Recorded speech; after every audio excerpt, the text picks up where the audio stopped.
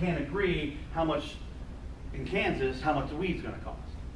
That's why if the guy steals your money, you can't flag down the police officer and say, hey, dude just stole my money, I was trying to buy some weed. He's gonna be like, sorry dude, you don't have a verbal contract to be enforced because it's an unlawful act, right?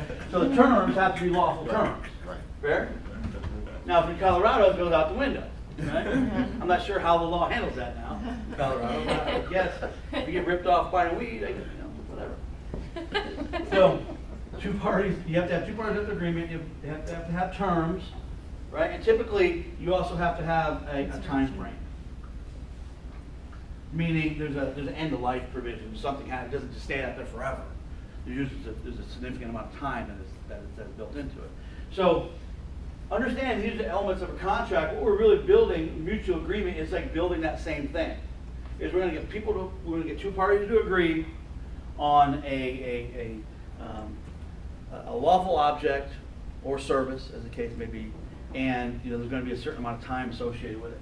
So if I look at it kind of that way, what happens when whether it's verbal or not, and an agreement is come to between, say, you and I, Melissa. We come to an agreement, and I break the agreement. Would you have some sort of recourse in that? Well, yeah, I mean, it's still an agreement, but it's still an agreement. It's just not written. It's not written, but we could usually, if most people agree to something like that, most people will honor that agreement. And if not, I can then, at the very least, I can go back to say, well, we had an agreement. Right. Because an agreement basically means you're going to do certain things and I'm going to do certain things. Okay. If you don't hold up your end of the agreement, I can't hold up mine. If I need to take a 45-minute meeting and you agree to it, and we're going to do A, B, C, D, and E, and now you say we only have 20 minutes, I now can back out of doing A, B, C, D, and E.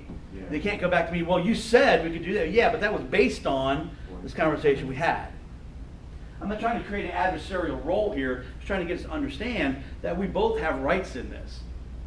I have a right to be professional and take people through a process that's going to allow me to help them.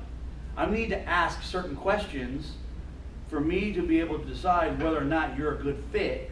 And you need to ask certain questions and get certain answers so you can decide if I'm a good fit. We need to really start to esteem our time and realize that both people have a decision to make. I might not want to work with you. I might not have the experience level that's necessary to work with your very, very complicated situation, in which case maybe I need to refer to somebody else. I might find out when we're getting together that you really have a home to sell first, but you didn't mention it because I didn't ask the question. And now it really doesn't make any sense for us to go any further because what I really need for you to do is connect you with a listing agent. But I didn't know that until we got there. So you're still making an agreement to not work together until something else happens. So they need to understand that there is two parts to play in this.